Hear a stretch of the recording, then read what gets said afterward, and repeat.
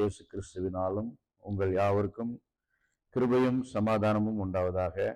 தேவன் தம்முடைய பரிசுத்த ஆவியினாலே நமக்கு உதவி செய்து கற்றுக் கொடுத்து நம்மை உருவாக்கி பயன்படுத்தி ஆசீர்வதிப்பாராக. ஆமென்.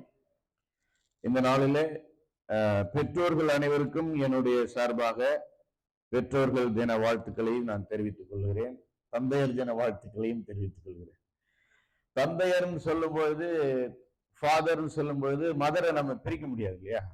தாய் தகப்பனை பிரிக்க கூடாது. அதனால பெற்றோர் தினம் சொல்றதுதான் ரொம்ப சரியா இருக்கு. தாயை சொன்னா தந்தையை சேர்க்கணும், தந்தையை சொன்னா தாயை சேர்க்கணும். அதனால ரெண்டு பேரையும் பிரிக்காம தேவன் நினைத்ததை மனிதன் பிரிக்காதிருப்பானாக என்ற வார்த்தையின்படி நாம் பெற்றோர் தினம் என்றே சொல்வது சிறந்ததாக இருக்கிறது. பாருங்க, அது எதேச்சியா நடந்தாலும் போன வருஷம் பெற்றோர் தினத்துக்கு வந்த, இந்த வருஷமும் பெற்றோர் தினத்துக்கு ஆண்டவர் இந்த வாய்ப்பு கொடுத்திருக்கிறார். கர்த்தருக்கு ஸ்தோத்திரம். 3 காரியங்களை நான் உங்களுக்கு இந்த நாளிலே பகிர்ந்து கொள்ள விரும்புகிறேன். ஒன்று, குடும்பம் மற்றும் சபை குறித்த தேவனுடைய கட்டமைப்பு, ஒழுங்கு அல்லது வடிவமைப்பு. மற்றொன்று, 3 விதமான தந்தைகள், 3 types of fathers. அடுத்தது, தெய்வீக பெற்றோர்களுடைய பொறுப்புகள், ரெஸ்பான்சிபிலிட்டிஸ் ஆஃப் காட்லி பேரண்ட்ஸ். இந்த 3 காரியங்களை இந்த பெற்றோர் தினத்தன்றைக்கு நாம் தியானிக்கலாம். முதலாவதாக நாம குடும்பத்தை குறித்தும் சபை குறித்தும் தேவன் வைத்திருக்கின்ற அந்த வடிவமைப்பை, ஒழுங்கை குறித்து நாம் இந்த நாளில வாசிக்கலாம். 1 கொரிந்தியர் 11ஆம் அதிகாரம் 1 முதல் 3 வரை உள்ள வசனங்களை நாம் வாசிக்கலாம். பாஸ்டர் நமக்காக வாசித்தாங்க. ஆதியில தேவன் கொடுத்த முதல் ஆசீர்வாதம், அந்த முதல் ஆசீர்வாதத்தை நாம் முதல் கட்டளை என்றும் சொல்லலாம். அதை கண்டிப்பா செஞ்சாகணும்னு ஆண்டவர் கொடுத்தார். அவருடைய ஆசீர்வாதத்தில் அவருடைய கட்டளை இருக்கு, அவருடைய கட்டளையில அவருடைய ஆசீர்வாதம் இருக்கு. அதே கட்டளை தான் ஆண்டவராக இயேசு கிறிஸ்து பரலோகம் போகிறதுக்கு முன்பதாக இறுதி கட்டளையாக, கடைசி கட்டளையாக, அரச கட்டளையாக, பிரதான கட்டளையாக கொடுத்தார். அதை நான் ஏற்கனவே கடந்த முறை உங்களுக்கு நான் பேசியிருக்கிறேன். இப்ப நம்ம 1 கொரிந்தியர் 11ஆம் அதிகாரத்துக்கு வருவோம். சபையில தேவன் அந்த ஒழுங்கை வைத்திருக்கிறார். யார் யாருக்கு கீழ்ப்படிய வேண்டும், யார் யாருக்கு கனம் செலுத்த வேண்டும், யார் யாரை வழிநடத்த வேண்டும் என்கிறதை நம்ம வேதத்துல பார்க்கிறோம். அது நம்ம சபை கூடும் பொழுதும் நம்முடைய வாழ்க்கையிலேயும் சரியாக நாம் கடைபிடிக்க வேண்டும். யாராவது வாசிக்கிறீங்களா? 1 கொரிந்தியர் 11 1 முதல் 3. நான் கிறிஸ்துவை பின்பற்றுகிறது போல நீங்கள் என்னை பின்பற்றுகிறவர்களாய் இருங்கள். முதல்ல பவுல் தன்னை ஒரு உதாரணமா சொல்றார், நான் கிறிஸ்துவை பின்பற்றுகிறேன். அப்ப பவுல் பேசுற காரியங்கள், அவருடைய ஒழுங்குகள், அவர் சொல்லக்கூடிய சத்தியங்கள் அவருடையது அல்ல, கிறிஸ்துவுடையது. கிறிஸ்து சொன்னதே தான் அவர் திருப்பி சொல்றார். கிறிஸ்து இயேசு வெளிப்படுத்தினதே தான் அவர் சொல்றார். நான் ஒரு மனிதனிடத்தில் பெற்றதும் இல்லை, ஒரு மனிதனால கற்றதும் இல்லை, தேவனே இவைகளை எனக்கு வெளிப்படுத்தினார் என்று சொல்லுகிறார்.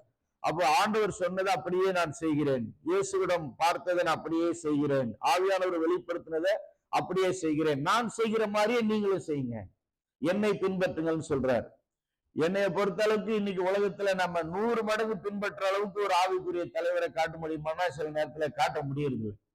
ஒரு 90 இருக்கிறாங்க, 95 இருக்கிறாங்க, 99 இருக்கிறாங்க, 100 மடங்கு காட்ட முடியல. ஏன் நீங்க உங்களை காட்டலாமே, நீங்க என்னையே கேட்கலாம், நீங்க தான் சொல்லணும். அப்போ நாம் கிறிஸ்துவை பின்பற்ற வேண்டும். பவுல் பாத்தீங்கன்னா 100 மடங்கு இயேசு கிறிஸ்து அப்படியே பின்பற்றி இருக்கிறார். அந்த ஆங்கில வார்த்தை இமிட்டேட் மீ, என்னை அப்படியே காப்பி அடிங்க, என்னை அப்படியே பிரதிபலிங்க அப்படின்னு சொல்றார். அங்க தெய்வீக ஒழுங்கை நாம் பார்க்கிறோம். கிறிஸ்துவை பின்பற்றுகிறார். 2வது வசனம், சகோதரரே நீங்கள் எல்லாவற்றிலும் என்னை நினைத்துக் கொண்டு நான் உங்களுக்கு ஒப்புவித்தபடி நீங்கள் கட்டளைகளை கைக்கொண்டு வருகிறது நிமித்தம் உங்களை புகழுகிறேன். பாராட்டுறார், சபையை பாராட்டுறார், கொரிந்து மக்களை பாராட்டுறார்.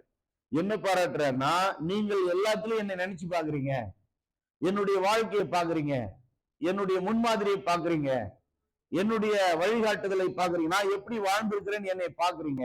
1. 2வது, நான் உங்களுக்கு ஒப்புவித்த கட்டளைகளை எல்லாம் கை கொள்றீங்க. முதலாவது அவர் வாழ்ந்தது, 2வது அவர் போதித்தது. அதுதான் நம்ம அப்போஸ்தலர் 1ஆம் அதிகாரத்தில் 1-2 வசனங்கள்ல பார்க்கிறோம். இயேசு கிறிஸ்து வாழ்ந்தது செய்ததும் அவர் சொன்னதும் தான் லூக்கா புத்தகமா எழுதினார், சுவிசேஷம் எழுதினார். முதலாவது வாழணும், அப்புறம் தான் வழி நடத்தணும். பவுல் அப்படித்தான் வாழ்ந்திருக்கிறார். அதைத்தான் பவுல் வழிநடத்தி இருக்கிறார், போதித்திருக்கிறார். இவைகள் யோசனைகள் அல்ல, இவைகள் நல்ல செயல் திட்டங்கள் அல்ல, இவைகள் கட்டளைகள், கட்டாயமாய் கடைபிடிக்க வேண்டியவர்கள், ஒப்புவிக்கப்பட்ட கட்டளைகள். இது நீங்க கடைபிடிக்கிறீங்க அப்படின்னு பாராட்டிட்டு மறுபடியும் நினைவுபடுத்துகிறார். 3வது வசனம், ஒவ்வொரு புருஷனுக்கும் கிறிஸ்து தலையா இருக்கிறார் என்றும் ஸ்திரீக்கு புருஷன் தலையா இருக்கிறான் என்றும் கிறிஸ்துவுக்கு தேவன் தலையா இருக்கிறார் என்றும் நீங்கள் அறிய வேண்டும் என்று விரும்புகிறேன். மறுபடியும் நினைப்பூட்டுறார் பாருங்க. இது உங்களுக்கு தெரியணும், நீங்க மறந்துடக்கூடாது, ஞாபகம் வைத்துக் கொள்ளுங்கள் என்று சொல்லி தலைமைத்துவத்தின் படிகளை, அமைப்பை அங்க தெளிவா சொல்றார். சரிங்களா? அப்போ மனைவிக்கு கணவன் தலையா இருக்கிறார். பெற்றோர்னு சொன்னாலும், கணவன் மனைவியாக இருந்தாலும், தாய் தகப்பனாக இருந்தாலும், இருவரும் சமமானவர்களாக இருந்தாலும், ஆவியில இருவரும் சமமானவர்கள் தான். கிறிஸ்துவுக்குள்ள ஆவியில ஆண் என்றும் இல்லை, பெண் என்றும் இல்லை. பரலோகத்தை சுதந்திரிப்பதில் சமமானவர்கள் தான். பரலோகத்துல ஆண்களுக்கு ஒரு பரலோகம், பெண்களுக்கு ஒரு பரலோகம் என்று இல்லை. விசுவாசம் ஒன்றுதான், எல்லாருக்கும் ஒரே பரிசுத்த ஆவியானவர் தான். ஆனால் தேவனுடைய வடிவமைப்பு வேற வேற, ஆண்டவருடைய ஒழுங்குகள் வேற வேற, ஆண்டவர் ஒவ்வொருவருக்கும் கொடுத்திருக்கிற வரங்கள் வேற வேற. அப்ப முதல் மனிதர்களை ஆண்டவர் படைத்து ஆசீர்வதித்ததை நம்ம பார்க்கிறோம். இந்த படைச்சதை பத்தி யோசித்தீங்கன்னா, ஆதி ஆகமத்துல நம்ம வாசிக்க தேவையில்ல, ஆதாமை மண்ணிலிருந்து படைக்கிறார் இல்லையா, நேரடியா படைக்கிறார். ஏவாளை எங்க இருந்து படைச்சாரு? அதே மாதிரி மண்ணிலிருந்து எடுத்து படைக்கிறார். ஆதாமை தூங்க வச்சு அவனுடைய விலா எலும்பு எடுத்து படைக்கிறார். ஆதாமிலிருந்து ஏவாளை படைக்கிறார். ரொம்ப நாளா தமிழ்ல ஒரு விடுதலை ஒரு கேள்வி கேட்பாங்க, எது முதல்ல வந்தது, கோழி வந்ததா முட்டை வந்ததா? நீங்க என்ன சொல்றீங்க? நிறைய பேர் குழம்புறாங்க, முட்டை இருந்தாதான் கோழி வரும். சரி, முட்டை எங்க இருந்து வரும்? கோழி போட்டாதான் முட்டை வரும். இப்ப பைபிள் தான் பதில் சொல்லுது, கடவுள் கோழியை படைத்தார், கோழியிலிருந்து முட்டை வந்துச்சு, அவ்வளவுதான். இது தெரியாதவங்க கோழி முட்டைன்னு தான் சொல்லணும் இல்லைங்களா? ஆண்டவர் படைத்தார், எல்லாத்தையும் படைத்தார். இப்போ ஆதாம் முதல்ல ஏவாள் முதல்ல, இருவரும் சமமானவர்களா இருந்தாலும் அங்க ஒரு ஒழுங்கு வைத்திருக்கிறார். அப்ப ஆதாம் தான் முதல், ஏவாள் முதலாவது படைக்கப்படவில்லை, பெண் முதலாவது படைக்கப்படவில்லை, ஆண் தான் முதலாவது படைக்கப்பட்டார், ஆதாம் தான் முதலாவது படைக்கப்பட்டார். இரண்டாவது, பவுலுடைய நிருபங்கள்லாம் வாசித்தால் யாருக்காக யார் படைக்கப்பட்டார்? ஒரு கேள்வி. ஏவாளுக்காக ஆதாம் படைக்கப்படவில்லை, ஆதாமுக்காக ஏவாள் படைக்கப்பட்டார். ஆண்டவர் ஏவாளை முதல்ல படைச்சிட்டு ஏவாள் தனியா இருக்கிறாங்க, என்ன பண்றதுன்னு யோசிக்கல. ஆதாம படைச்சிட்டு தான் எல்லாம் ஜோடி ஜோடா இருக்கிறது.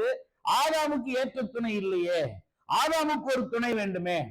இணையானவர்களாக ஆவியில் இருந்தாலும் வாழ்க்கையில், சரீரத்தில், சபையில் துணையானவர்களாக இருக்கிறோம் என்பதை மறந்துவிடக்கூடாது. ஏவாளுக்காக ஆதாம் படைக்கப்படவில்லை, ஆதாமுக்காகத்தான் ஏவாள் படைக்கப்பட்டார். இதுதான் நடந்தது. இதை மாற்ற முடியாது, பைபிளை மாற்ற முடியாது, சிருஷ்டிப்பை மாற்ற முடியாது. இதை சபையிலே வைத்திருக்கிறார் ஆண்டவர். அப்போ ஏவாளுக்கு ஆதாம் தலைவர், ஆதாமுக்கு ஏவாள் தலைவி இல்லை. இதை சொல்றது கஷ்டமா இருக்கு, கேட்கறதுக்கும் கஷ்டமா இருக்கு, ஊழியர்கள் சொல்றதுக்கும் யோசிக்கிறாங்க. ஏவாள் துணைதான், சரிங்களா? இப்ப யார் தலைவர்? ஒருத்தர் தான் தலைவர், 2 பேர்லாம் தலைவர் கிடையாது, ஒருத்தர் தான் தலைவர். சோ ஸ்திரீக்கு புருஷன் தலையா இருக்கிறான். ஆமென். ஸ்திரீகள்லாம் தலைமையில கை வைங்க. கல்யாணம் ஆனவங்க இருக்கிறீங்களா? சொல்லுங்க, எனக்கு என் கணவர் தான் தலைவர். சொல்லுங்க சொல்லுங்க. பைபிள் இருக்கிறது தானே சொல்றேன். தலைவரை தலைவரா விடுறோம், தலைவர் தலைவரா இருக்கணும். குடும்பத்தில் ஆண்கள் ஆண்களா இருந்தா, பெண்கள் பெண்களா இருந்தா எந்த பிரச்சனையும் கிடையாது. தலைவர் தலைவரா இருந்தா, துணைவி துணைவியா இருந்தா எந்த பிரச்சனையும் கிடையாது. இது கொஞ்சம் கொஞ்சம் மாறினாதான் நிறைய பிரச்சனை வருது. தலைவர்கள் ரொம்ப மனமிறங்கி கிருதியா இடம் கொடுக்குறாங்க. நீங்க தலைவா எந்திரமா எல்லாம் பண்ணணும். ஐயோ அதெல்லாம் கொடுக்க கூடாது. தலைவரா இருக்கணும். தலைவர் எடுத்த சீட்டை, பதவிய, அதிகாரத்தை மனைவி பிடிக்க கூடாது. அவரை தலைவரா விட்டுறணும். நீங்க உதவியா இருக்கணும், துணைவியா இருக்கணும். அப்படி இருந்தா வாழ்க்கை சரியா இருக்கும். இது கட்டளை, இது தேவனுடைய ஒழுங்கு. இதை நான் கிறிஸ்துவிடம் பெற்றுக்கொண்டேன், இதை நான் பின்பற்றுகிறேன், இதைத்தான் நான் வாழ்ந்தேன், இதைத்தான் உங்களுக்கு போதிக்கிறேன் என்று நினைப்பூட்டுகிறார். இதை மறந்துடாதீங்க, தெரிந்து கொள்ளுங்கள். இல்லையா? ஸ்திரீக்கு புருஷன் தலை, புருஷனுக்கு கிறிஸ்து தலை, கிறிஸ்துவுக்கு பிதா தலை. பிதா குமாரன் பரிசுத்தாவியாகிய தேவன் ஒன்றில் மூன்றானவர், மூன்றில் ஒன்றானவர், ஒரே நேரத்தில் மூன்று பேராக தனித்தனியாக இருக்கிறவர். மூன்று பேராக தனித்தனியாக இருந்தாலும் ஒரே மாதிரி சிந்திக்கிறவர், செயல்படுகிறவர், ஒரே குணங்களை உடையவர். மூன்று பேரும் நித்தியமானவர்கள், சமமானவர்கள், கோ இட்டர்னல் அண்ட் கோ ஈக்குவல். ஆனாலும் அவர்களுக்குள்ளே ஆவியானவர் சொந்தமாய் பேசாமல் என்னுடைய எடுத்து பேசுவார் என்று இயேசு சொல்லுகிறார். ஆவியானவர் என்னை மகிமைப்படுத்துவார், பிதாவை மகிமைப்படுத்துவார் என்று சொல்லுகிறார்.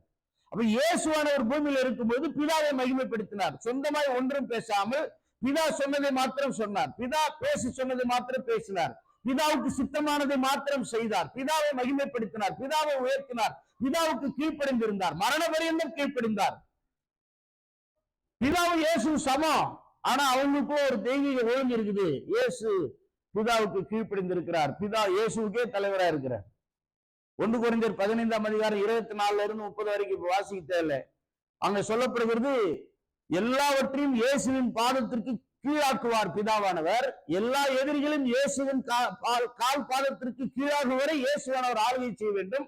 அதற்கு பிறகு 1000 வருஷ அரசாட்சிக்கு பிறகு தேவனே எல்லாவற்றிலும் எல்லாமா இருப்பதற்கு, பிதாவே எல்லாவற்றிலும் எல்லாமா இருப்பதற்கு இயேசு கிறிஸ்து தாமும் பிதாவுக்கு கீழ்ப்பட்டிருப்பார். இயேசு பிதாவுக்கு கீழ்ப்பட்டிருப்பார். அதுதான் நித்தியம். இப்ப அவர்கள் சமமானவர்களாக இருந்தாலும் ஒரு ஒழுங்குக்குட்பட்டவர்களாக இருக்கிறார்கள். Trinity, triunity is unity of Godhead community. தேவன் ஒரு சமூகமாக, ஒரு குழுவாக இருக்கிறார். அவர்களுக்குள்ளே ஒற்றுமையும் இருக்கிறது, ஒழுங்கும் இருக்கிறது, சமத்துவம் இருக்கிறது, தலைவர் அவர் கீழ்ப்படுகிறார் என்ற ஒழுங்கும் இருக்கிறது. நான் ஆணைய பெண்ணையும் சமமில்லை என்று சொல்லவில்லை. அதே நேரத்தில் அங்கே ஒழுங்கு ஒன்று கர்த்தர் வைத்திருக்கிறார் என்பதை மறந்துவிடக் கூடாது என்பதையும் நான் சொல்லுகிறேன். ஆமென். இப்ப முழு குடும்பத்தை எடுத்துக்குவோம். பிள்ளைகள், அந்த பிள்ளைகள் மேல அம்மாவுக்கு அதிகாரம் இருக்கு, மனைவிக்கு, பெண்ணுக்கு அதிகாரம் இருக்கு. பிள்ளைகள் பெற்றோருக்கு கீழ்ப்படினோம். அப்படி சொல்லும்போது தாய்க்கு கீழ்ப்படினோம், தகப்பனுக்கும் கீழ்ப்படினோம். சரிங்களா? அப்ப பிள்ளைகள் அம்மாவுக்கு கீழ்ப்படினோம், அம்மா தகப்பன் கணவருக்கு கீழ்ப்படினோம், கணவர் சபையில உள்ள டீக்கன்ஸ், டீக்கனஸ், அதாவது உதவி ஊழியர்கள், உதவி ஊழியக்காரர்களுக்கு கீழ்ப்படினோம், அவர்களுடைய அதிகாரத்தை அங்கீகரிக்கணும். அந்த அதிகாரம் முழுவதும் நீங்க வாசிக்கும் போது தெரியும். அவர்களுக்கு மேற்பட்ட 5 விதமான ஊழிய அழைப்பு பெற்ற ஆவிக்குரிய தலைவர்கள், மூப்பர்கள், அப்போஸ்தலர், தீர்க்கதரிசி, சுவிசேஷகர், வேப்பர் போதகர் என்ற ஊழியத்தை செய்யக்கூடியவர்களுக்கு கீழ்ப்படினோம். அவர்கள் கிறிஸ்துவுக்கு கீழ்ப்படினோம், ஆவியினால் வழிநடத்தப்படணும். கிறிஸ்து பிதாவுக்கு கீழ்ப்படுகிறார், அல்லது எல்லாவற்றுக்கும் பிதா தலைவரா இருக்கிறார். அந்த ஒழுங்கு மாறவே கூடாது. எனக்கு யாராவது உதவி செஞ்சீங்கன்னா நல்லா இருக்கும். அம்மா, அப்பா, பிள்ளைகள் அப்படி வந்தவங்க முன்னால வந்தீங்கன்னா நம்ம ஒரு சின்ன எக்ஸாம்பிள் டெமோ காமிச்சிடலாம். அப்ப நீங்க மறக்காமல் இருக்கலாம். யார் வரீங்க? பாஸ்டர் வருமா? அதனால பாஸ்டர் குடும்பத்தை நான் கூப்பிடல. அம்மா, அப்பா, பிள்ளைகள் வந்தவங்க முன்னால வாங்க, சீக்கிரம் வந்துருங்க. ஆதாம்ல இருந்து தான் ஏவாள் வந்தாங்க. அதனால எல்லாமே ஆதாம் கிட்ட தான் ஆண்டவர் பேசினார். படிக்கும்போது ஆண்டவர் ஆதாம் கிட்ட தான் பேசினார். ஆதாம தான் வேலைக்கு வச்சார் தோட்டத்துல, நீ தான் பொறுப்புனார். அப்புறம் ஆதாம் கிட்ட தான் அந்த பெண்ணை கொண்டு படிச்சு கொண்டு கொடுத்தார். அதுக்கப்புறம் ஆதாம் கிட்ட தான் எல்லாமே சொல்றார். பிரச்சனை ஆகி போச்சு, பாவம் செஞ்சுட்டாங்க. வாங்க, நீங்க வர்ற வரைக்கும் நான் கொஞ்ச நேரம் பேசலான்னு பேசிட்டு இருக்கிறேன். தகப்பன், தாய், பிள்ளைகள் முன்னால வாங்க, வாங்க வாங்க, கோவப்படாம வாங்க. அப்போ ஒரு பாவம் நடந்து போச்சு. கணவர் மனைவி விட்டார், தனியா கூடவே வச்சிருக்கணும். இருந்ததே ஒரே குடும்பம், ஒரே மனைவி, பிள்ளைகள் கூட இல்ல. பின்னாலும் சுத்த எடுத்தானே இருந்தாலும் எங்க போனாலும் தெரியல, மனைவி விட்டாரு. அவங்க போய் தனியா இந்த பாம்பு கிட்ட, பிசாசு கிட்ட பேசிட்டு இருக்காங்க. போகக்கூடாத இடத்துக்கு போயிட்டாங்க, பேசக்கூடாத பேசிட்டாங்க, செய்யக்கூடாத செஞ்சுட்டாங்க. இப்ப நல்ல கவனிங்க, முதலாவது பாவம் செய்தது ஆதாம் கிடையாது, ஏவாள். ரைட்டுங்களா? பெண்களுக்கு அந்த ஒரு பலவீனம் இருக்கிறது, அல்லது ஜாக்கிரதையாக இருக்க வேண்டிய சூழ்நிலை இருக்கிறது.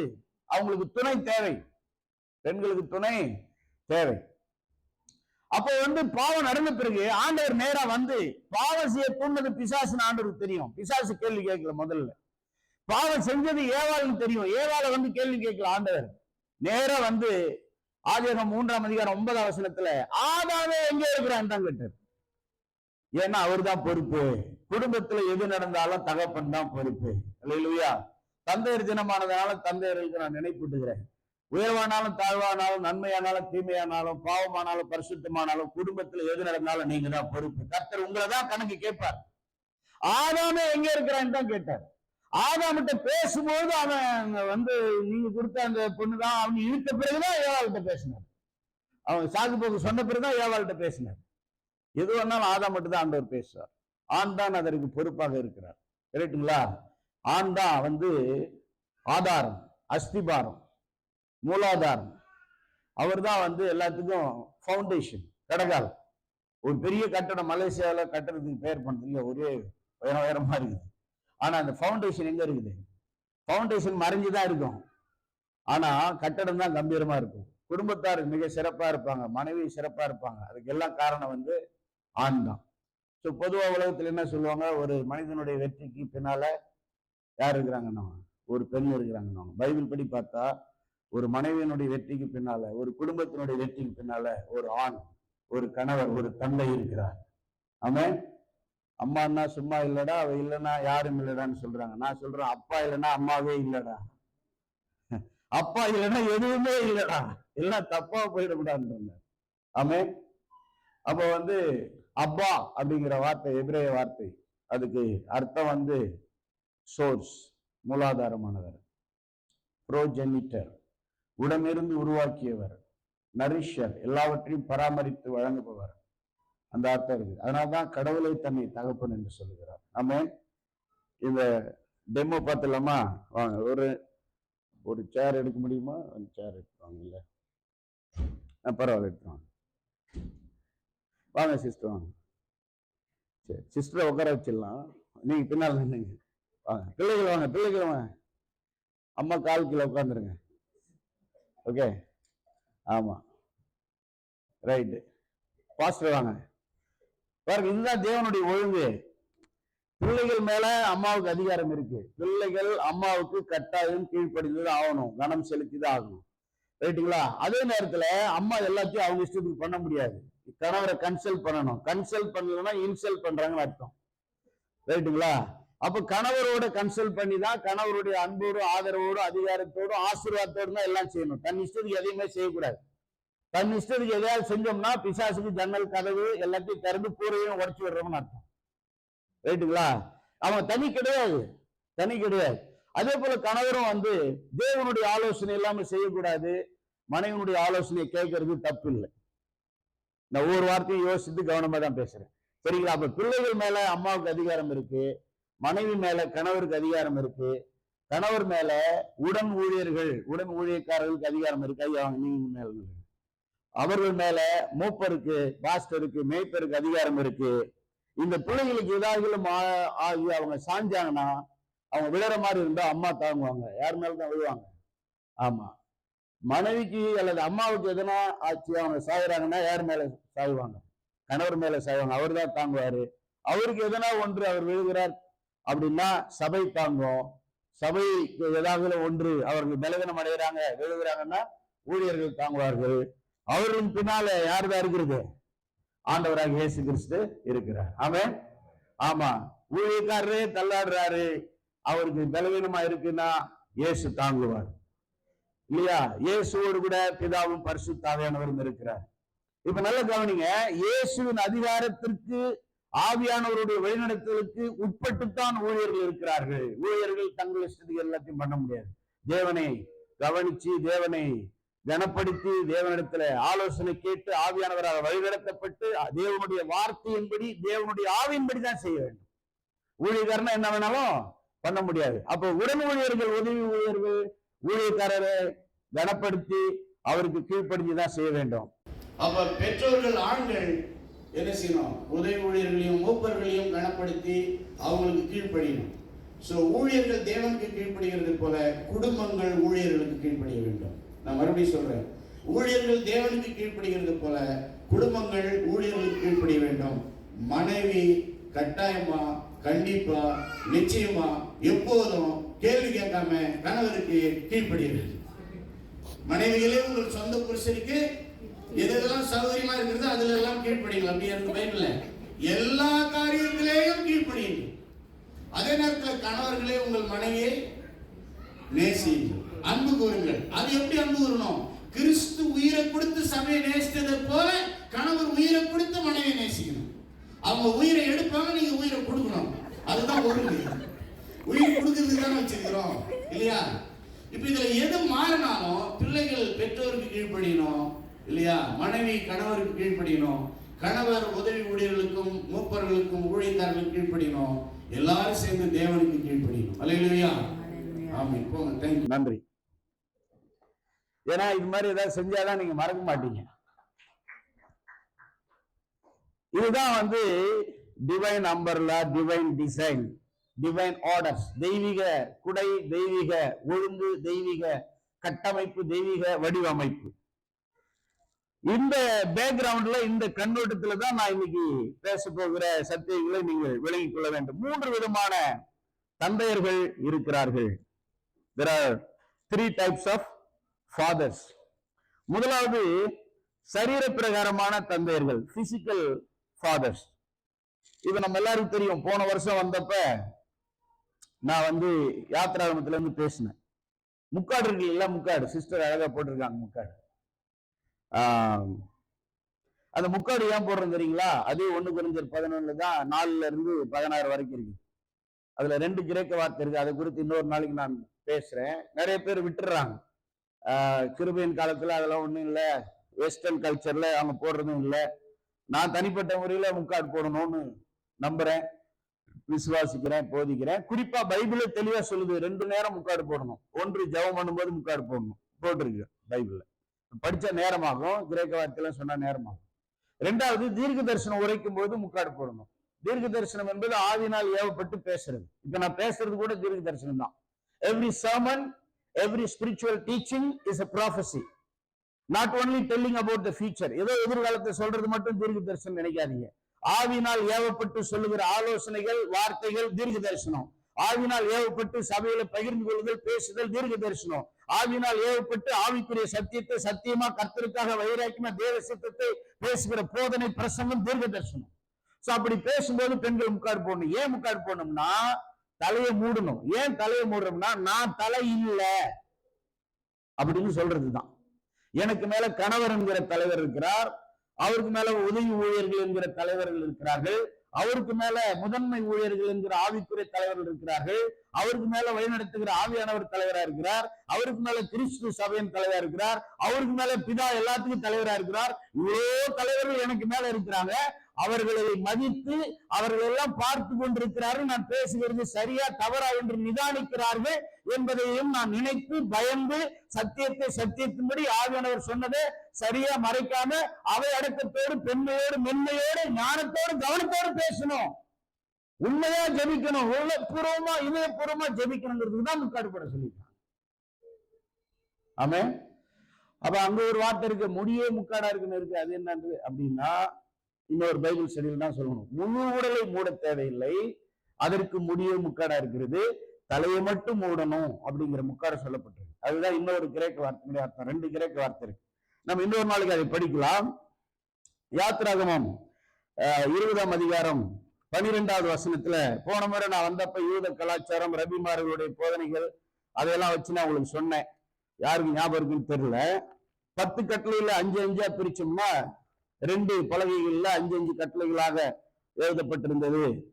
அப்படித்தான் யூதர்கள் அதை நம்பினார்கள். நான் முதல் 4 கட்டளை ஆண்டவரை பத்தியும் அடுத்த 6 கட்டளை மனிதனை பற்றியும் இருந்துச்சுன்னு நினைச்சிட்டு இருந்தேன். போன வருஷம் நீங்க என்னை பிரசங்கத்துக்கு கூப்பிடுற வரைக்கும் அப்படிதான் சொல்லிட்டு இருந்தேன். அவர் பிரசங்கம் பண்ணுங்கன்னு சொன்ன பிறகு நிறைய ஆராய்ச்சி பண்ண உடனே அப்புறம் தான் தெரிஞ்சது 5வது கட்டளை ஆண்டவர் கணக்குல இருக்கு. அது என்ன கட்டளை? யாராவது படிக்கிறீங்களா? யாத்திராகமம் 20:12. உன் தேவனாகிய கர்த்தர் உனக்கு கொடுக்கிற தேசத்திலே உன் நாட்கள் நீடித்திருப்பதற்கு உன் தகப்பனையும் உன் தாயையும் கனம் பண்ணுவாயாக. போன வருஷம் பேசின பிரசங்கத்தை நான் ரிப்பீட் பண்ண விரும்பல. தகப்பனையும் தாயையும் கனம் பண்ணுவது கர்த்தரை கனம் பண்ணுவதற்கு சமம். அதனாலதான் கர்த்தர் ஒருவரே கர்த்தர், சிலைகளை செய்து வணங்கக்கூடாது, அவர் பேரை வீணில் வழங்கக்கூடாது, அவருக்கான பரிசுத்தமான ஓய்வு நாளை கடைபிடிக்கணும் என்கிற கட்டளைகளோடு சேர்த்து அந்த முதல் கற்பனையில 5வது கட்டளையாக ஆண்டவரை சார்ந்த கட்டளையாக தாய் தகப்பனையும் கனம் பண்ணுவாயாக என்பதை சேர்த்து சொன்னார். நம்முடைய ஆவி அவரிடத்திலிருந்து வருகிறது, ஜீவன் அவரிடத்திலிருந்து வருகிறது. ஆனால் சரீரத்தை தாயும் தகப்பனும் சேர்ந்து கர்த்தரோடு இணைந்து உருவாக்கி இருக்கிறார்கள். அவங்க ப்ரோஜெனிட்டர், ப்ரோகிரியேட்டர், அவங்க உடன் சிருஷ்டிகராக இருக்கிறார்கள். கர்த்தர் அவர்களை பயன்படுத்தி இருக்கிறார். அவங்களுடைய ஜீவன் உங்களுக்குள் இருக்கிறது. அதனால அவர்களை நாம் மதிக்க வேண்டும். நல்லவங்களோ கெட்டவங்களோ தாய் தகப்பனை மதிக்கணும். ஆமென். அவங்களுக்கு கட்டாயமா எல்லாத்திலும் கீழ்ப்படியணும்னு அவசியம் இல்லை. அதையும் நான் போன முறை சொன்னேன். எபேசியர் 6 பிள்ளைகளே உங்கள் பெற்றோருக்கு கர்த்தருக்குள் கீழ்ப்படியுங்கள். அவங்க நல்லதுன்னு சொல்லலாம், கெட்டதுன்னு சொல்லலாம். நல்லது கீழ்ப்படிங்க. பைபிள் படி சரியானதையும் சொல்லலாம், தவறானதையும் சொல்லலாம். சரியானதுக்கு கீழ்ப்படிங்க. அவங்க நல்லவங்களா இருந்தாலும் சரி, கெட்டவங்களா இருந்தாலும் அதை பத்தி நியாயம் இருக்கிறது உங்க வேலையில. நீங்க சத்தியத்தை சொல்லலாம், ஆனா அவங்கள மதிக்காமல் போகக்கூடாது. அவங்களுக்கு செய்ய வேண்டிய கடமையை செய்யாமல் போகக்கூடாது. அவர்கள் கொடுக்க வேண்டிய முக்கியத்துவத்தை கொடுக்காமல் போகக்கூடாது. அதனாலதான் ஆண்டவர் சொல்லுகிறார், பெற்றோரை கனம் பண்ணுங்கள். முதலாவது சரீர பிரகாரமான பெற்றோருக்கு கனம் செலுத்த வேண்டும். முதலாவது பெற்றோர் பிசிக்கல் பேரண்ட்ஸ். அந்த பிசிக்கல் பேரண்ட்ஸ்க்கு நம்ம ஹானர் கொடுக்க வேண்டும், மரியாதை கொடுக்கணும், முக்கியத்துவம் கொடுக்கணும். அவங்களுக்கு செய்ய வேண்டிய கடமைகளை செய்ய வேண்டும். இரண்டாவது ஸ்பிரிச்சுவல் பேரண்ட்ஸ், ஆவிக்குரிய பெற்றோர்கள். 5 விதமான கிஃப்ட் என்னுடைய வாழ்க்கையில் எனக்கு தெரிஞ்ச நான் வேதத்தை ஆராய்ச்சி பண்ணி புரிஞ்சு வச்சிருக்கேன். அது குறித்து இன்னொரு நாளைக்கு விவரமா நம்ம கற்றுக்கொள்ளலாம். இப்ப நான் உங்களுக்கு மென்ஷன் பண்றேன். உங்களுடைய இடது கை விரலை காட்டுங்க எல்லாரும். முதலாவது இந்த பைபிள், ஆண்டவருடைய பெரிய கிஃப்ட். பைபிள் கடவுளுடைய வார்த்தை. அதை நம்ம மதிக்கணும், நேசிக்கணும், படிக்கணும். இரண்டாவது ரட்சிப்பும் பரிசுத்த ஆவியானவரும் கடவுள் நமக்கு கொடுத்த மிகப்பெரிய கிஃப்ட். ரட்சிப்பையும் பரிசுத்த ஆவியானவரும் பிரிக்க முடியாது. அதை நம்ம இன்னொரு நாளைக்கு தியானிக்கலாம். ஆவியானவர் வரும்போது உள்ளத்துல கிரியை செய்யும் போதுதான் மனம் திரும்புதல், விசுவாசம் வரும். பரிசுத்த ஆவியினாலதான் ரட்சிப்பு வரும். ஆவியினால் பிறக்கிறதுனாலதான் ஆவிக்குரிய பிறப்பு. மறுபடியும் ஆவியினால் பிறக்கிறதுனால மறுபிறப்பு. ஆவியானவர் ரட்சிப்பு அல்லது ஆவியானவர் மூலமாய் வந்த ரட்சிப்பு ஆண்டவர் கொடுத்த மிகப்பெரிய பரிசு. ஏதோ விரல நீட்டுங்க. ரைட். மூன்றாவது பாத்தீங்கன்னா குடும்பம், ஃபேமிலி அண்ட் ஃப்ரெண்ட்ஸ். குடும்பமும் நண்பர்களும். பெற்றோருக்கு பிள்ளைகள் பரிசு, பிள்ளைகளுக்கு பெற்றோர் பரிசு. அதே நேரத்தில் ஆண்டவர் கொடுக்கிற நல்ல நண்பர்களும் பரிசு. சோ பெற்றோரும் உற்றாரும் நமக்கு பிள்ளைகளும் பரிசுகளாக இருக்கிறார்கள். ஃபேமிலி அண்ட் ஃப்ரெண்ட்ஸ் கடவுள் கொடுத்த பரிசு. நான்காவது spiritual family, different gifts from other believers are our gifts. ஆண்டவர் நமக்கு கொடுத்திருக்கிற பரிசுகள், ஒவ்வொரு சர்ச் மெம்பரும் நமக்கு கிஃப்ட். அவங்களுக்குள்ள ஒரு வரம் இருக்கு. அந்த வரம் நமக்காக அவங்கள்ட்ட கொடுத்திருக்காரு. நிறைய பொருள் சுமந்துட்டு போனோம், எல்லாம் நமக்கு தேவை, நம்ம ஒண்டியா சுமக்க முடியாது, ஆளுக்கு ஒன்று பிரிச்சு கொடுத்துருக்கு. அந்த மாதிரிதான் ஆவிக்குரிய குடும்பம் ஒரு ஆசீர்வாதம், சபை ஒரு ஆசீர்வாதம். ஒவ்வொருத்தருக்குள்ள ஆவியானவருடைய வரம் இருக்கிறது. அந்த வரம் எனக்காக கொடுக்கப்பட்டிருக்குது. என் வரம் அவர்களுக்காக, அவர்கள் வரம் எனக்காக. மாறி மாறி ஒருத்தர் சார்ந்திருக்கவும் சேர்ந்திருக்கவும், ஒருவருக்கு ஒருவர் சேவை செய்யவும், உதவி செய்யவும், ஒருவரை ஒருவர் கட்டி வைப்போம். எல்லாருக்கும் எல்லா வரங்களையும் பிரிச்சு கொடுத்திருக்காரு.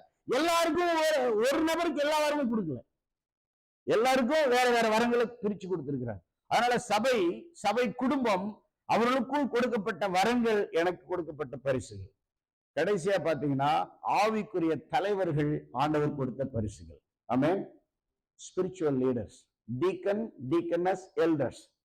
அப்போஸ்தல அழைப்போ, தீர்க்க தரிசன அழைப்போ, போதக அழைப்போ, மேய்ப்பர் அழைப்போ, சுவிசேஷ அழைப்போ, போதிக்கிற அழைப்போ, எதுவானாலும் சரி, மூப்பர்கள், சபையினுடைய ஊழியர்கள் ஆண்டவர் நமக்கு கொடுத்த பரிசு. வேதம் பரிசு, ரட்சிப்பும் பரிசுத்த ஆவியானவரும் பரிசு, குடும்பமும் நண்பர்களும் பரிசு, திருச்சபை குடும்பம் அவர்களுக்குள் கொடுக்கப்பட்ட வரங்கள் பரிசு, ஆவிக்குரிய தலைமைத்துவம் பரிசு. அப்ப ஸ்பிரிச்சுவல் பேரண்ட்ஸ் அதை கவனிக்கணும். நிறைய வசனம் இருக்கு, நான் ஒன்று மட்டும் வாசிக்கிறேன். 1 கொரிந்தியர், இங்க 5ஆம் அதிகாரம் இருக்கு. நான் 1 கொரிந்தியர் 4ஆம் அதிகாரத்துல 15வது வசனம். யாராவது எடுத்து வாசிக்கிறீங்களா? 1 கொரிந்தியர் 10,000ம்னா 10,000. ஆண்டவருக்குள்ள 10,000 பேர் உங்களுக்கு சொல்லி கொடுக்கிறவங்க இருந்தாலும், தகப்பன்மார், ஃபாதர்ஸ் ஆர் பேரண்ட்ஸ், தகப்பன்மார் அநேகர் உங்களுக்கு இல்லையே. மீதியும் படிங்க. கிறிஸ்து இயேசுவுக்குள் சுவிசேஷத்தினால் நான் உங்களை பெற்றேன். பாருங்க, சுவிசேஷத்தினால நான் உங்களை பெற்றெடுத்தேன் அப்படிங்கிறார் பவுல். நான் உங்களுக்கு தகப்பனை போல அப்படிங்கிறார். நீங்க 14ஆம் வசனத்திலிருந்து வாசித்தீங்கன்னா, உங்களை வெட்கப்படுத்தும்படிக்கு நான் இவங்களை எழுதவில்லை, நீங்கள் எனக்கு பிரியமான பிள்ளைகள் என்று உங்களுக்கு புத்தி சொல்கிறேன். கவனிங்க, சபை மக்களை ஊழியர் ரட்சிப்புகளை வழிநடத்தி சத்தியத்தை சொல்லி சீசரா உருவாக்குற தலைவர் எப்படி பாக்குறாரு? குடும்பமா பாக்குறாரு, ஆவிக்குரிய குடும்பம். அங்க ஆவிக்குரிய உறவா பார்க்கிறார், அங்க ஆவிக்குரிய தகப்பனா இருக்கிறார், அவர்களை ஆவிக்குரிய பிள்ளைகளாக பார்க்கிறார். உங்களுக்கு நிறைய பேர் கத்துக் கொடுக்கலாம், ஆனா உங்களை பெற்று கிறிஸ்துவுக்குள் சீசர்லாம் வளர்க்கிறது நான் தானே, நான் தான் உங்களுக்கு தகப்பன்னு சொல்றாரு. மறுபடியும் அங்க சொல்றாரு 16 வசனம், ஆகையால் என்னை பின்பற்றுகிறவர்களாகுங்கள் என்று உங்களுக்கு புத்தி சொல்லுகிறேன். என்ன பாருங்க, என்னை மாதிரி வாழுங்கன்றார். பிலிப்பியர் 4:9 கூட என்னிடத்தில் கேட்டவைகள், கண்டவைகள், கற்றவைகள், பெற்றவைகள் எல்லாவற்றையும் கீழ்ப்படியுங்கள், அப்பொழுது சமாதானத்தின் தேவன் உங்களோடு இருப்பார்னு சொல்றாரு.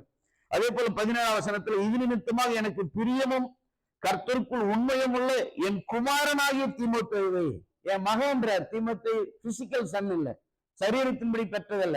நிறைய ஆதாரங்கள் இருக்கு, நான் இதோடு மட்டும் நிறுத்தி கொள்றேன். என் குமாரனாகிய தீமோத்தேயுவை உங்களிடத்தில் அனுப்பினேன். இல்லைங்களா? அப்ப அந்த ஆவிக்குரிய சபையை, குடும்பத்தை எப்படி பார்க்கிறார் பாருங்க, பெற்றோர் பிள்ளைகளா பார்க்கிறார்.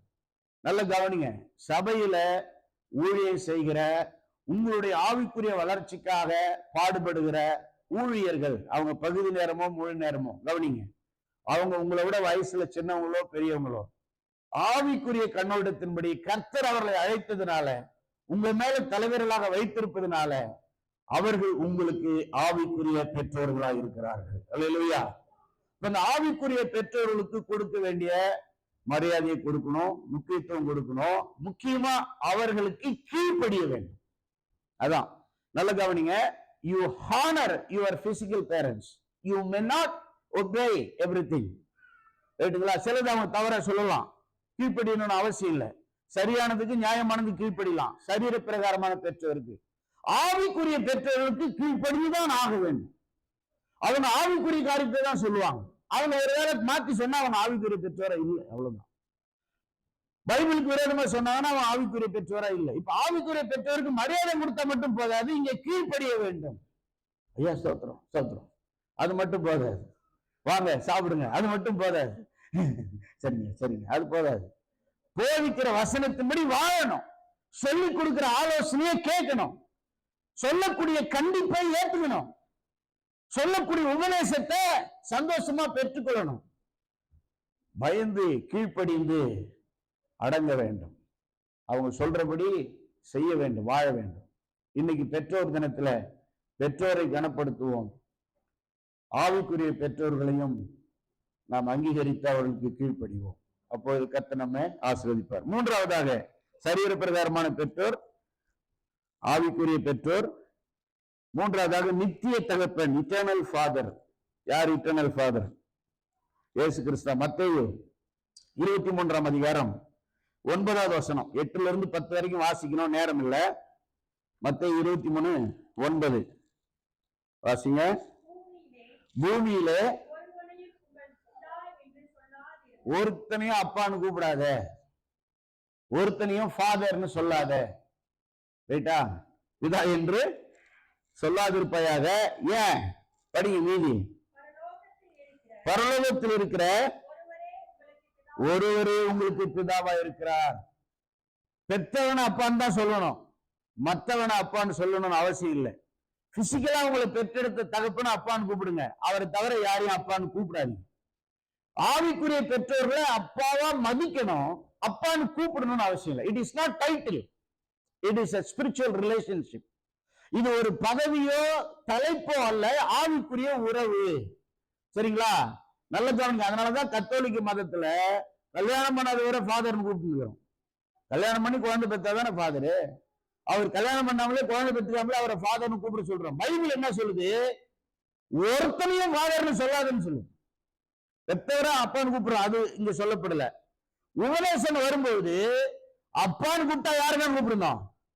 சிருஷ்டிகரை, கடவுளை, பரமபிதாவை தான் கூப்பிடணும். அதனாலதான் இயேசு நமக்கு கத்துக் கொடுத்தார் எப்படி ஜெபம் பண்ணணும். அப்பான்னு சொல்லி ஜெபம் பண்ணுங்க. பரமண்டலங்களில் இருக்கிறவங்க அப்பாவே, பரலோகத்தில் இருக்கிற அப்பா, அப்படிதான் ஜெபம் பண்ணணும். சொல்லுங்க, கையை உயர்த்தி, வலது உயர்த்தி. பரலோகத்தில் இருக்கிற அப்பா, பரலோகத்தில் இருக்கிற அப்பா, பரலோக தகப்பனே. ஆமா, அதனாலதான் அப்பா பிதாவே என்று கூப்பிடத்தக்க புத்திர சுவிகாரத்தின் ஆவியை கர்த்தர் நமக்கு கொடுத்திருக்கிறார். எங்க வசனம் போட்டிருக்கு பாருங்க, கேளுங்கள் அப்போது கொடுக்கப்படும், தேடுங்கள் கண்டடைவீர்கள், தட்டுங்கள் திறக்கப்படும். ஒரிஜினல் கிரீக்ல என்ன தெரியுமா சொல்லப்பட்டிருக்குது? சொல்றேன் கொஞ்ச நேரம் கழிச்சு. அப்ப ஃபாதர்னு கூப்பிடக்கூடாது. பாஸ்டர் ஃபாதர்னு கூப்பிடலாமா? கூப்பிடக்கூடாது. அவங்களுக்கு கூப்பிடுறது ஒரு பேர் இருக்குது, பேரை வச்சு கூப்பிடுங்க. இல்லைன்னா பிரதர்னு கூப்பிடுங்க. பிரதரை பிரதர்னு கூப்பிடுங்க, சிஸ்டரை சிஸ்டர்னு கூப்பிடுங்க. ஆண்டவரே அங்க சொல்லி இருக்கிறார் 10வது வசனம், நீங்கள் குருக்கள் என்றும் அழைக்கப்படாதீர்கள். குரு, ஐரே, ஐரே அப்படின்னு கூப்பிடக்கூடாது. சில சபையில கூப்பிடுறாங்க அப்படி, ஐயர் வந்திருக்கிறாரு, குரு வந்திருக்கிறார், குருக்கள் வந்திருக்கிறாரு, அதெல்லாம் சொல்லக்கூடாது. அதாவது கிறிஸ்து ஒருவரே உங்களுக்கு குருவா இருக்கிறார். அப்போ 8வது வசனத்துல ரபி அப்படின்னா போதகரன் அர்த்தம். போதகரை என்றும் அழைக்காதீர்கள். கிறிஸ்து ஒருவரே உங்களுக்கு போதகரா இருக்கிறார். அப்ப என்னதான் கூப்பிடுறது? 8வது வசனம் கடைசி வரி, நீங்கள் எல்லாரும் சகோதரரா இருக்கிறீர்கள். சகோதரர்னா சகோதர சகோதரிகளா இருக்கிறீர்கள். பட்டம் பதவி எல்லாம் ஒண்ணும் இல்லை. பிரதர் சிஸ்டர்னு கூப்பிட வேண்டியதான். மரியாதை மனசுல இருக்க வேண்டியதான். வார்த்தைக்கு அவங்க உபதேசத்துக்கு கீழ்ப்படிய வேண்டியதான். இங்க ஃபாதர்ன்ற தலைப்பு கொடுக்கவில்லை. KP யோகனன் திடீர்னு இறந்துட்டார் இப்போ, போன மாசமா அப்படின்னு நினைக்கிறேன். அவர் நல்லா ஊழியத்தை ஆரம்பிச்சு கடைசியில் அவரு வேற மாதிரி போய் அவரு பெரிய ஃபாதர் ஆகி அவர் வேற புஸ்தகம் எழுதி சட்டம் போட்டு போயிட்டாரு அவங்க சபையில. நான் சென்னையில படப்பைங்கிற இடத்துல அவங்க தமிழ்நாட்டு தலைமை சபைக்கு போனாங்க, இருந்த ஊழியர்கிட்ட பேசினேன்.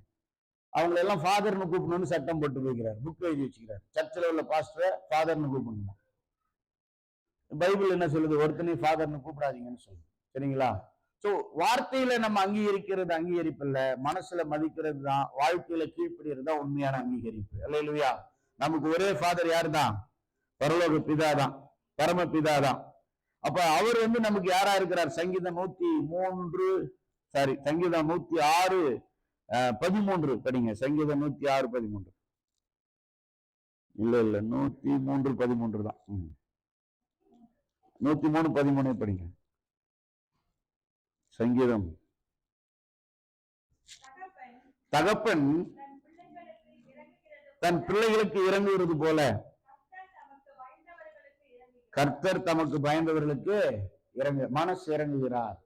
பைபிள் ஃபுல்லா இருக்குது நிறைய. தாய் போல நான் உங்களை தேற்றினேன், தகப்பனை போல உங்களை சுமந்தேன், ஒரு தகப்பன் சுமப்பதை போல நான் உங்களை எகிப்திலிருந்து சுமந்து வந்தேன். நிறைய வசனங்கள் இருக்குது.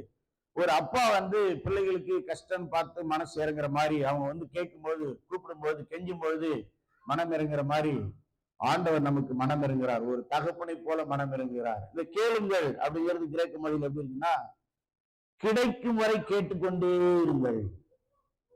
Never stop until you receive. அதே போல தேடுங்கள் என்பது கண்டெடுக்கும் வரை தேடிக்கொண்டே இருங்கள் அப்படின்னு தான் கிரேக்க மொழியில இருக்கு. அப்ப மீதி உங்களுக்கு தெரியும். தட்டுங்கள்னு அர்த்தம், திறக்கும் வரை தட்டி கொண்டே இருங்கள். ரைட்டா? அப்ப அவர்கிட்டதான் நம்ம அப்பான்னு சொல்லி கூப்பிடணும். ரோமர் 8ஆம் அதிகாரத்துல கடைசி வசனம் 1 யோவான் 4:8 என்ன சொல்லுகிறதுனா, தேவன் அன்பாகவே இருக்கிறார். 1 யோவான் 4:8 அந்த வசனத்தை நம்ம தேவன் அன்பாகவே இருக்கிறான்னு படிச்சு முடிச்சிடும். ஆனா கரெக்டா நம்ம எப்படி படிக்கணும்னா, தேவன் அன்பாகவே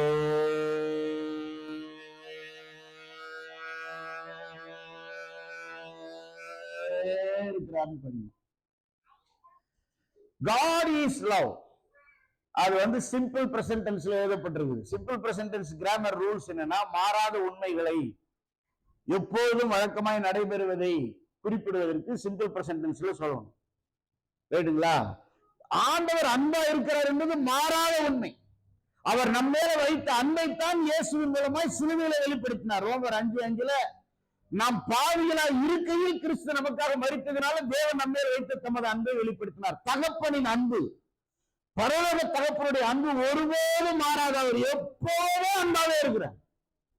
நீங்க அவரை மனம் திரும்பி நேசிக்கிறதுக்கு முன்னாலே உங்க மேல அன்பா இருந்தார், மனம் திரும்பினப்போ அன்பா இருந்தார், நீங்க இடையில சோர்ந்து போனப்போ அன்பா இருந்தார், நீங்க உற்சாகமா இருந்தப்போ அன்பா இருந்தார், இப்போ அன்பா இருக்கிறார். நாளைக்கு ஜெபிக்காம துணிக்காம போனா கூட அன்பா இருப்பார், மறுபடியும் துணிக்கும் போது ஜெபிக்கும் போது அன்பா இருப்பார். உங்களுடைய சூழ்நிலையை பொறுத்து, உங்களுடைய கிரியைகளை பொறுத்து, உங்களுடைய அன்பை பொறுத்து அவருடைய அன்பு கூடுவதும் இல்லை, குறைவதும் இல்லை, மாறுவதும் இல்லை. அதில் எந்த கரையும் இல்லை, குறையும் இல்லை. ஆண்டவருடைய அன்பு எப்பொழுதுமே நிறைவா இருக்கிறது, மாறாமல் இருக்கிறது. ஆண்டவருடைய அன்பை புரிந்து கொள்ளுங்கள், விசுவாசிங்கள். ஆண்டவர் ஒருபோதும் நம்மளை கைவிடவே மாட்டார். நம்முடைய பரம தகப்பன் கை பிடிச்சதுதான், அழைச்சதுதான். அதான் ரோமர் 8ஆம் அதிகாரத்துல 28ல எல்லாம் நன்மைக்காக நடக்கிறது. 29ஆம் வசனத்துல யாரை நினைத்தாரோ முன்குறித்தாரோ அவர்களை அழைத்திருக்கிறார், அழைத்தவர்களை நீதிமான்களாக்கி இருக்கிறார், நீதிமான்களாக்கினவர்களை மகிமைப்படுத்துவார். யாரையும் கைவிட மாட்டார். அப்ப அந்த கடைசி வசனம் சொல்லுகிறது ரோமர் 8:38. 37ஆம் வசனம் சொல்லுகிறது, இவைகள் எல்லாவற்றிலேயும் நம்மில் அன்பு கூறுகிறவரால முற்றிலும் ஜெயம் கொள்கிறவர்களா இருக்கிறோம். நாம் எதனால ஜெயிக்கிறோம்? ஆண்டவர் நம்ம மேல வைத்த அன்பினால, அவருடைய கிருபையினால, அவருடைய இரக்கத்தினால, அவருடைய உதவினால இந்த உலகத்துல வாழ்க்கையில ஜெயித்து கொண்டிருக்கிறோம். இப்ப 38ஆவது வசனம், மரணமானாலும் ஜீவனானாலும் தேவ தூதர்களே வந்து பிரச்சனை பண்ணாலும் அல்லது உதவி பண்ணாலும், இந்த உலகத்துல அதிகாரங்களானாலும், என்ன வல்லமை உள்ளவர்கள் வந்தாலும், எந்த அதிகாரிகள் வந்தாலும், இப்ப உலகத்துல நிகழ்காரியங்கள் என்ன நடந்துட்டு இருந்தாலும், என்ன பிரச்சனைகளா இருந்தாலும், வருங்காலத்துல என்ன பிரச்சனைகள், கஷ்டங்கள், போராட்டங்கள் வந்தாலும், நமக்கு உயர்வு வந்தாலும் தாழ்வு வந்தாலும், வேற உலகத்திலிருந்து யாருன்னா வந்து எதுனா பண்ணாலும், வேற எந்த சிருஷ்டியானாலும் எதுவானாலும், நல்லா கவனிங்க, கிறிஸ்து இயேசுக்குள்ள ஆண்டவர் நம்மை அழைச்சிருக்கிறார், நம்முடைய கையை பிடிச்சிருக்கிறார், நம்மை நேசித்திருக்கிறார். கிறிஸ்து இயேசுவில் உள்ள யாருடைய அன்பு? நம்ம அன்பு இல்ல, தேவனுடைய அன்பை விட்டு எதுவுமே நம்மை பிரிக்க முடியாது என்று நிச்சயித்திருக்கிறேன். அல்லேலூயா. நம்ம அவர் கையை பிடிச்சிருந்தோம்னா ரொம்ப நாளைக்கு பிடிக்க முடியாது, விட்டுருவோம். அவர் நம்ம கையை பிடிச்சிருக்கிறார், அவர் இனிமேல் விட போறதே இல்லை. அல்லேலூயா. அதனால நித்திய தகப்பனுடைய அன்பை நம்ம விசுவாசித்து, ஆண்டவர் என்னை ஒருபோதும் விட மாட்டார் என்று நாம் விசுவாசத்துல உறுதியாக வாழ வேண்டும். கடைசியா ஒரு 3 விஷயத்தை நான் சொல்லி முடிக்கிறேன். தெய்வீக பெற்றோராக இருக்க வேண்டும் என்றால், தெய்வீகமான கணவனாக மனைவியாக இருக்க வேண்டும் என்றால் நாம் என்ன செய்ய வேண்டும்? 3 விதமான தகப்பன்மாரை பார்த்தோம். முதலாவது, we must be devotional parents. தேவ பக்தியாய் குடும்பத்தை நடத்தக்கூடிய பெற்றோராக இருக்க வேண்டும். ரைட்டுங்களா? யோசுவா 24:15 யோசுவா என்ன சொன்னாரு? நானும் என் வீட்டாரமோ என்றால் கர்த்தரையே சேவிப்போம். எல்லாரும் சொல்றீங்களா? நானும் என் வீட்டாரமோ என்றால் கர்த்தரையே சேவிப்போம். நான் மட்டும் பக்தியா இருக்கிறேன், போறேன் வரேன், ஜெபம் பண்றேன், ஆண்டவருக்குள்ள இருக்கிறேன், அவங்க தான் பாத்துக்கிறேன், அப்படி இல்லை. குடும்பத்தை விட்டுறக்கூடாது. பேரண்ட்ஸ் வந்து குடும்பத்தை விட்டுறக்கூடாது.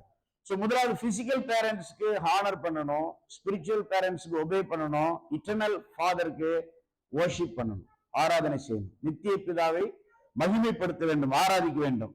இங்க பெற்றோர் என்ன செய்ய வேண்டும்? அப்போஸ்தலர் 10:2 படிக்கலாமா? 3 வசனம் படிச்சு முடிக்க போறோம். அப்போஸ்தலர் 10:2 கொர்நேலியை குறித்து நாம் பார்க்கிறோம். அவர் அங்க முழுமையா ரட்சிக்கப்படல, இப்பதான் கிருபை அவருக்குள்ள வேலை செய்யுது.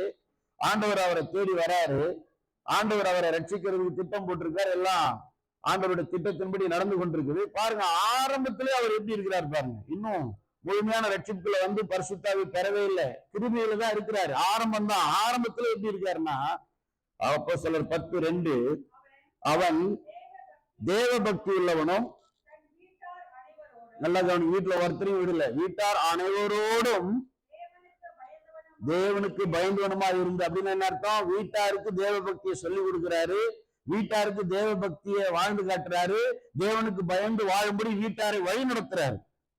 ஜனங்களுக்கு மிகுந்த தர்மங்களை செய்து எப்பொழுதும் தேவனை நோக்கி ஜெபம் பண்ணி கொண்டிருந்தார். இவர் வந்து பட்டாளத்துல இருக்கிறார், ஆர்மியில இருக்கிறார், இவருக்கு 100 பேர் ஒர்க் பண்றாங்க, இவர் 100க்கு அதிபதி. பிஸியான ஆளு, டைமே இல்லைன்னு சொல்லக்கூடிய ஆளு. ஆனாலும் ஜபத்துக்கும் தர்மத்துக்கும் தேவ பக்திக்கும் ஆராதனைக்கும் துதிக்கும் கர்த்தரை தேடுவதற்கும் குடும்பத்துக்கு சத்தியத்தை சொல்லுவதற்கும் வழிநடத்துவதற்கும் நேரம் கொடுத்து அதுல நிலைத்திருந்து தேவ பக்தி உள்ள குடும்பத்தை நடத்தினார். அல்லேலூயா. இன்னைக்கு வந்திருக்கிற பெற்றோர்கள் கைத்துக்குங்க, கணவர் மனைவி அம்மா அப்பா நல்ல கைத்துங்க. என்ன நீங்க 2 பேரும் மறைக்கிறீங்க? கைத்துங்க. கணவன் மனைவி தானே, கைத்துங்க. நான் முதலாவது டிவோஷனல் பேரண்ட்ஸா இருக்கணும், தேவ பக்தி உள்ள பெற்றோராக இருக்க வேண்டும். கவனிங்க, ஒவ்வொரு குடும்பமும் ஒரு குட்டி சபையா இருக்கணும். ஒவ்வொரு வீட்டிலையும் தினமும் ஜெபம் நடக்கணும். தாய் ஜெபிக்கணும், தந்தை ஜெபிக்கணும், பிள்ளைகள் கேட்கிறபடி சத்தமா ஜெபிக்கணும். நீங்க பைபிளை திறந்து வச்சு படிக்கணும். தாயும் தந்தையும் பைபிளை படிக்கணும், சேர்ந்தும் சரி தனித்தனியாவும் சரி படிக்கணும்.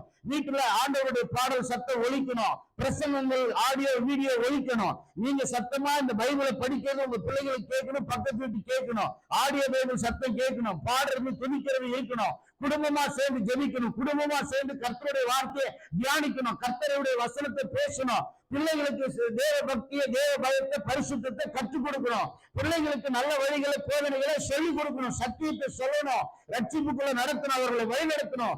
பிள்ளைகளை குடும்பத்தை நாம தான் பெற்றோர் தான் பக்தியுள்ள குடும்பமா நடத்த வேண்டும். வாரத்துக்கு ஒரு நாள் சர்ச்சுக்கு வந்துட்டா பேரும் இருக்கக்கூடாது. சபைக்கு வரும்போது கூட அப்பா தான் முதல்ல கிளம்பணும், அம்மா பின்னால ஓடியாரணும், பிள்ளைகள் பின்னால ஓடியாரணும். அப்பா அம்மா தான் முதல்ல முன்னுதாரணமா இருக்கணும். நீங்க தான் 10 நிமிஷத்துக்கு முன்னால வரணும், பிள்ளைகளுக்கு சொல்லிக் கொடுக்கணும். பிள்ளைகளுக்கு பாஸ்டர் முக்கியம், பைபிள் முக்கியம், சபை முக்கியம், ஜெப கூட்டம் முக்கியம், ஐக்கியம் முக்கியம், ஆண்டவருடைய காரியம் முக்கியம், ஆவிக்குரிய காரியம் முக்கியம். பெற்றோர்கள் தான் சொல்லிக் கொடுக்கணும். பெற்றோர்கள் அப்படி வாழ்வதை பார்த்து பிள்ளைகள் மாறணும். இன்னைக்கு நான் இப்படி ஜெபிக்கிறதுக்கு காரணம் என்னுடைய அம்மா அப்பா. இன்னைக்கு நான் இப்படி துதிக்கிறதுக்கு விசுவாசமா இருக்கிறதுக்கு காரணம் என்னுடைய அம்மா அப்பாவோட விசுவாசம். இன்னைக்கு நான் இப்படி பரிசுத்தமா வாழ்வதற்கு காரணம் என்னுடைய பெற்றோர்கள், என்னுடைய தகப்பன், என்னுடைய தாய், அவர்களுடைய வழிநடத்துதல் என்று சொல்லி உங்களை குறித்து சாட்சி சொல்லணும். அல்லேலூயா. அதுதான் உண்மையான ஒரு கிறிஸ்தவ வாழ்க்கை, தேவனுக்கு மகிமையான வாழ்க்கை. இந்த பெற்றோர் தினத்தன்றைக்கு பெற்றோர்களாகிய நாம், தாய் தகப்பனா இருக்கிற நாம் ஒரு தீர்மானத்தோட இருந்து போகணும். தேவ பக்தியுள்ள குடும்பத்தை நடத்த வேண்டும்.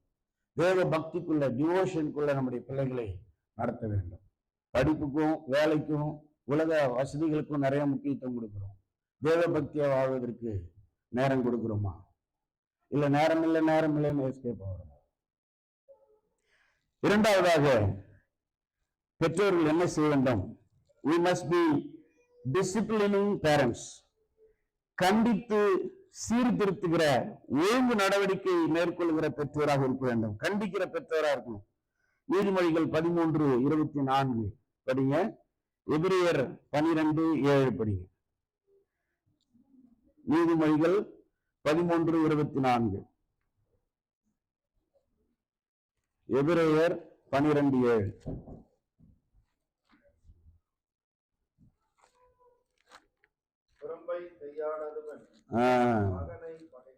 தடி எடுத்து அடிக்காம கண்டிக்காம இருக்கிறவன் அன்பா இல்ல.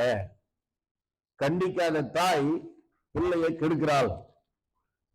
நம்ம வீட்டுல அடிக்கலைன்னா ஊர்ல எல்லாரும் அடிப்பாங்க. நம்ம வீட்டுல திட்டலன்னா சீர்திருத்தலைன்னா கண்டிக்கலைன்னா ஊர்ல எல்லாரும் வைவாங்க, வாரி விடுவாங்க, சாம விடுவாங்க.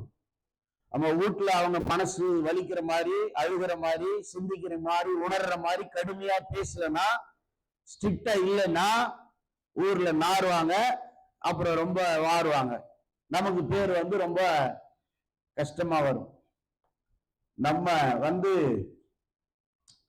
ஆமா கெத்தா வாழணும்னா, மரியாதையா வாழணும்னா பிள்ளைகளை ஒழுங்கா வளர்க்கணும். இல்லைன்னா அவங்க வெத்தா போயிடுவாங்க, ஒண்ணு இல்லாம போயிடுவாங்க. பிறந்தை கையாளாத தகப்பன் தன் மகனை பகைக்கிறான். அடிக்கணும், சீர்திருத்தணும், ஒழுங்கு செய்யணும், கண்டிக்கணும்னு சொல்லி வேதம் சொல்லி கொடுக்குது. இன்னைக்கு எல்லாம் மாறிட்டு வருது. அமெரிக்காலாம் அடிக்க முடியாது. பிள்ளைகளை திட்டா பிள்ளைகள் போய் போலீஸ்ல கம்ப்ளைண்ட் கொடுத்தா பெற்றோரை பிடிச்சி போயிடுவாங்க. பையன்களை பிள்ளைகளை கூட்டு போய் தனியா ஹோம்ல வச்சிருவாங்க. அதெல்லாம் சரி கிடையாது. அவங்க பைபிள் வச்சிருந்தோம், பைபிள் கலாச்சாரத்தை பின்பற்றாம இருக்கிறாங்க. நம்ம கொஞ்சம் கொஞ்சம் மலேசியா நாடெல்லாம் வெஸ்டர்ன் கண்ட்ரி மாதிரி மாறிட்டு வருது. நான் என்ன சொல்றேன்னா, நமக்கு தமிழ் கலாச்சாரமும் வேணாம், இங்கிலீஷ் கலாச்சாரமும் வேணாம். We don't want Western culture or Asian culture or Malaysian culture. We want Bible culture. நமக்கு பைபிளுடைய கலாச்சாரம் தான் வேணும். We want Christ culture. கிறிஸ்துவின் கலாச்சாரம் வேணும். we want spirit culture, நமக்கு ஆவிக்குரிய கலாச்சாரம் வேணும். we want holy culture, நமக்கு பரிசுத்த கலாச்சாரம் வேணும். we want kingdom culture, நமக்கு ராஜ்ய கலாச்சாரம் வேணும். we want truth culture, நமக்கு சத்திய கலாச்சாரம் வேணும். பைபிள் என்ன சொல்லுதோ அதுதான் நமக்கு பழக்கம். பைபிள் என்ன சொல்லுதோ அதுதான் நமக்கு வழக்கம். பைபிள் என்ன சொல்லுதோ அதுதான் நமக்கு ஒழுக்கம். பைபிள் என்ன சொல்லுதோ அதுதான் நமக்கு வாழ்க்கை முறை. பைபிள் கலாச்சாரம் வேணும். நாங்க மலேசியாவில் இப்படித்தான் போனோம், தமிழ்ல இப்படித்தான் போனோம், அமெரிக்காவில் இப்படித்தான் போனோம், அதெல்லாம் எனக்கு தேவையில்லை. அது சரி வராது. பிள்ளைகளை கண்டிக்க வேண்டும். உண்மையான அன்பு கண்டிக்கும். கணவர் மனைவியை கண்டிக்கணும், கேள்வி கேட்கணும். மனைவி கணவருக்கு பயப்படணும். பெற்றோர் பிள்ளைகளை கண்டிக்கணும், கேள்வி கேட்கணும், கணக்கு கேட்கணும். பிள்ளைகள் பெற்றோருக்கு பயப்படணும். இதுதான் ஒழுங்கு, இதுதான் சட்டம், இதுதான் முறை, இதுதான் தேவனுடைய திட்டம். அப்பதான் குடும்பத்துல கர்த்தருடைய ஆசீர்வாதம் நிலைக்கும், கர்த்தருக்கு மகிமையா இருக்கும். செல்லம் கொடுத்து கொடுத்து கேட்கறதெல்லாம் கொடுத்து கொடுத்து கெடுத்துடக்கூடாது. Needs are different from wants. ஆசைப்படுறது வேற, அவசியப்படுறது வேற. தேவை என்பது வேற, விருப்பம் என்பது வேற. விருப்பப்பட்டதெல்லாம் வாங்கக்கூடாது, விருப்பப்பட்டதெல்லாம் கொடுக்கக்கூடாது. தேவையானது மட்டும்தான் கொடுக்கணும். காசு இருக்குன்னு எடுத்து நீட்டக்கூடாது, என்ன கேட்டாலும் கொடுக்கக்கூடாது. பிள்ளைகளை ஒழுங்கா நடத்தணும். கணவன் குடும்பத்தை ஒழுங்கா நடத்தணும், மனைவியை ஒழுங்குபடுத்தணும், பிள்ளைகளை ஒழுங்குபடுத்தணும், பெற்றோர் பிள்ளைகளை ஒழுங்குபடுத்தணும். அல்லேலூயா. எபிரேயர் படிக்க மாட்டீங்களா? 12:7 நீங்கள் சிச்சையை சகிக்கிறவர்களாக இருந்தால் நீங்க ஆண்டவருக்கு பிள்ளையா இருக்கீங்கன்னு அர்த்தம். ஆண்டவர் யாரை ஒழுங்குபடுத்துறாரோ, யாரை அடிக்கிறாரோ அவங்கள பிள்ளையா நினைச்சிருக்காருன்னு அர்த்தம். உங்களுக்கு ஆண்டவருடைய சிச்சையே கிடைக்கல, கண்டிப்பே கிடைக்கல அப்படின்னா நீங்களும் ஆண்டவருக்கு எந்த சம்பந்தம் இல்லைன்னு அர்த்தம். ஆண்டவருடைய குடும்பத்தில் நீங்க இல்லைன்னு அர்த்தம். இன்னொரு நாளைக்கு நம்ம தியானிக்கலாம். சாஸ்டைஸ்மெண்ட் ஆஃப் காட், தேவனுடைய சிச்சை. திருவிழத்தில் அதை தான் நினைவு கூறுகிறார். மனம் திரும்புங்க, இல்லைன்னா ஆண்டவர் அடிப்பாரு, கண்டிப்பாரு, சீர்திருத்துவாரு. சிச்சை, அதனால கஷ்டங்கள் வரும், நஷ்டங்கள் வரும், வியாதிகள் கூட வரலாம், மறித்து கூட போகலாம். ஆண்டவருடைய சிச்சை அற்பமா என்னாதுங்க, அது மனம் திரும்ப அழைக்கிறது. அடுத்து கடைசி வரி, தகப்பன் சிச்சியாத புத்திரன் உண்டோ. உண்மையான பிள்ளைனா சிச்சிக்கணும். சிச்சிக்கலன்னா நீங்க பிள்ளையாவே நடத்துறேன்னு அர்த்தம், உண்மையாவே நேசிக்கிறேன்னு அர்த்தம். அது முதலாவது, we must be devotional parents. இரண்டாவது, we must be disciplining parents. மூன்றாவதாக கடைசியாக நாம் எல்லாரும் சந்தோஷம், we must be discipling parents. சீஷராக்குகிற பெற்றோராக இருக்க வேண்டும். நீதிமொழிகள் 22:6 முடிச்சிடலாம். நீதிமொழிகள், பிள்ளையானவன் நடக்க வேண்டிய வழியிலே அவனை நடத்து. சொல்லி கொடுத்து சீஷராக்கி உருவாக்கி வழி நடத்தணும். நிறைய நேரத்தில் நம்ம என்ன தெரியுமா சொல்றோம், அதெல்லாம் பாஸ்டர் வேலைங்க, அதெல்லாம் சண்டே ஸ்கூல்ல பாத்துக்குவாங்க. சண்டே ஸ்கூல்லாம் அப்புறம் தான், பாஸ்டர் ஊழியம் அப்புறம் தான். பிள்ளைகளுக்கு முதல் ஊழியம் பெற்றோர் தான் செய்யணும். இல்லையா? பெற்றோர்லாம் மறுபடியும் தலைமையில் கைவிங்க. என் குடும்பத்திற்கு, என் பிள்ளைகளுக்கு முதல் ஊழியத்தை நான் ஒழுங்கா செய்வேன். ஆமென். ஆமா, உபாகமம் 6ஆம் அதிகாரம் 6-9 வரைக்கும் இப்ப வாசிக்கிறதுக்கு நேரம் இல்லை, நான் முடிச்சிடுறேன். அங்க என்ன சொல்லப்பட்டிருக்குதுன்னா, இந்த வார்த்தைகளை என்னை பாருங்க, கவனமாய் உங்கள் இருதயத்தில் வைங்க. ரைட்டா? நீங்கள் உட்காரும் போது அதை குறித்து பேசுங்க. ரெண்டாவது, உங்கள் பிள்ளைகளுக்கு கருத்தாய் போதிங்க. மூன்றாவது, உட்காரும் போது பேசுங்க. நான்காவது, நடக்கும்போது பேசுங்க. ஐந்தாவது, படுக்கும்போது பேசுங்க. ஆறாவது, எழுந்திருக்கும் போது பேசுங்க. ஏழாவது, உங்கள் கைகளிலே அடையாளமா கட்டிக்கொள்ளுங்க. எட்டாவது, உங்கள் கண்களிலே ஞாபகக்குறியா வைத்துக் கொள்ளுங்க. அப்படின்னா மனப்பாடம் பண்ணுங்க, அதை மறுபடியும் ஞாபகம் வச்சுங்க. 9வது, உங்கள் வாசல்களிலும் உங்களுடைய நிலைக்கால்களிலும், உங்களுடைய வீட்டு வாசல்லையும் அந்த அறுகால் வாசல்கால் நிலைக்காலிலும் எழுதி வையுங்கள். அடுத்தது 3வது வசனத்துல, அவைகளின்படி செய்ய சாவதானமா இருங்கள், ஜாக்கிரதையா இருங்கள், கீழ்ப்படியும்படி ஜாக்கிரதையா இருங்கள். 10 விஷயங்கள் ஆண்டவர் சொல்லியிருக்கிறார். அப்படி செய்தால் நீங்கள் ஆசீர்வதிக்கப்படுவீர்கள். அதான் the foundation of blessing. Pastor சொன்னார்ல, blessing. ஆதாமியும் ஏவாளியும் நல்லா சீரும் செழிப்புமா இருங்க, பேரும் புகழுமா இருங்க, பிள்ளைகளை பெற்றெடுங்க, பழுகி பெருகுங்க, ஆட்சி பண்ணுங்க, ஆண்டு கொள்ளுங்க, நீங்க நல்லா இருங்க, ஆசீர்வதிச்சார் இல்லையா? அந்த ஆசீர்வாதம் நமக்கு வரணும்னா கர்த்தருடைய வார்த்தையை முதல்ல நம்ம இருதயத்தில் ஏற்றுக்கொள்ள வேண்டும். பிள்ளைகளுக்கு கருத்தாய் போதிக்கணும். யார் போதிக்கணும்? பாஸ்டர் இல்ல, சர்ச்சில் சண்டே ஸ்கூல் லீடர்ஸ் இல்ல. Parents must teach and disciple their own children. பிள்ளைகளுக்கு சோறு கொடுத்தா போதாது, துணி கொடுத்தா போதாது, படிப்புக்கு காசு கட்டினா போதாது, பிள்ளைகளுக்கு முதலாவது சத்தியத்தை சொல்லிக் கொடுக்க வேண்டியது பெற்றோருடைய கடமை. பிள்ளைகளை சீஷர்களாக விசுவாசத்தில் வளர்க்க வேண்டியது, உருவாக்க வேண்டியது பெற்றோருடைய பொறுப்பு. அதை செஞ்சாதான் ஆசீர்வதிப்பேன் ஆண்டவர் சொல்றார். முதல்ல நீ உன் இருதயத்துல வச்சுக்க, நீ அதை கடைபிடி. இரண்டாவது உன் பிள்ளைகளுக்கு சொல்லிக் கொடு. உட்கார்ந்தாலும் எந்திரிச்சாலும் படுத்தாலும் எப்பொழுதும் சத்தியத்தையே பேச வேண்டும். இன்னைக்கு ஸ்கூல்ல மோரல் எஜுகேஷன் கூட இல்லை. இந்த அறநெறி போதனைன்னு ஒரு 10 நிமிஷம் பேசுவாங்க கடமைக்கு, அது கூட இன்னைக்கு இல்லை. எல்லாம் இந்த சரீரத்தை பத்தி பயாலஜி படிப்பாங்க, இல்ல இந்த இருக்கிற பொருள்களை பத்தி ஏதாவது படிப்பாங்க, இல்ல கணக்கு படிக்கிறாங்க, இல்ல மண்டபம் போய் தத்துவம் படிப்பாங்க. அவ்வளவுதான். வாழ்க்கையை பத்தி உலகத்துல எந்த படிப்பும் இல்லை. ஆவிக்குரிய வாழ்க்கை குறித்து எந்த படிப்பும் இல்லை. ஆவிக்குரிய படிப்பு சபையில தான் இருக்கு. பெற்றோர் தான் பிள்ளைகளுக்கு கொடுக்க வேண்டும். இல்லையா? எல்லாரும் எழுந்து நிற்கலாமா? தேவனுடைய ஒழுங்கு சபையை குறித்து, குடும்பத்தை குறித்து அதை ஏற்றுக்கொள்வோம்.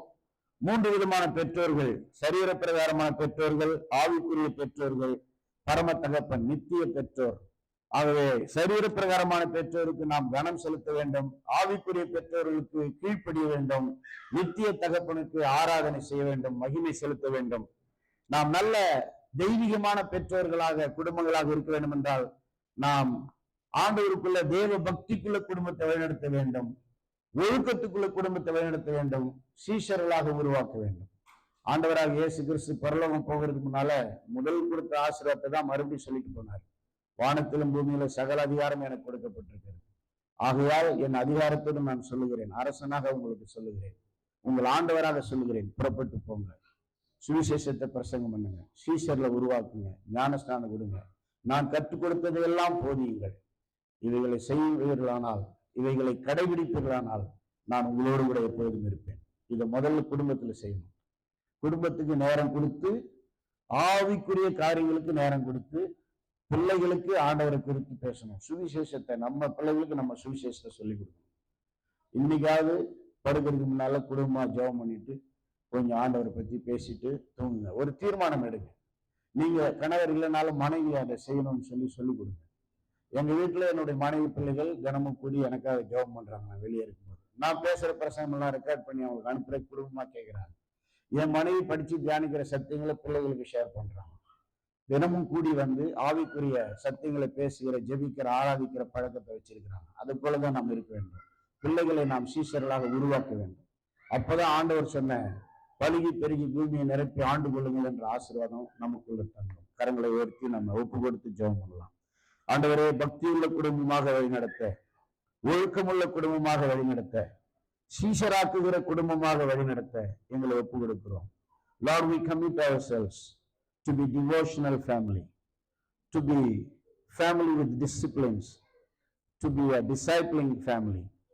ஆண்டவரே, சரீர பிரகாரமான பேரண்ட்ஸ்க்கு, பெற்றோர்களுக்கு கனத்தை கொடுக்கவும், ஆவிக்குரிய மூப்பர்களுக்கு, பெற்றோர்களுக்கு கீழ்ப்படிதலை நாங்கள் வெளிப்படுத்துவோம். நித்திய பிதாவாகிய உமக்கு பிரியமாய் வாழ்ந்து உம்மை ஆராதிக்கவும் எங்களை ஒப்பு கொடுக்கிறோம். சபையிலேயும் குடும்பத்திலேயும் உம்முடைய ஒழுங்குகளை கடைபிடித்து அதன்படி வாழ்ந்து உம்முடைய நிறைவான ஆசீர்வாதத்தை பெற்று இந்த பூமியிலே ஆளுகை செய்ய, ஆவிக்குரிய மண்டலத்திலே ஆளுகை செய்ய, சத்துருவின் சகல வல்லமைகளை மேற்கொள்ள எங்களை ஒப்பு கொடுக்கிறோம். இயேசு கிறிஸ்துவின் நாமத்தில் நாங்கள் ஒப்பு கொடுத்து ஆசீர்வாதத்தை பெற்றுக் கொள்கிறோம். நல்ல பிதாவே, ஆமென்.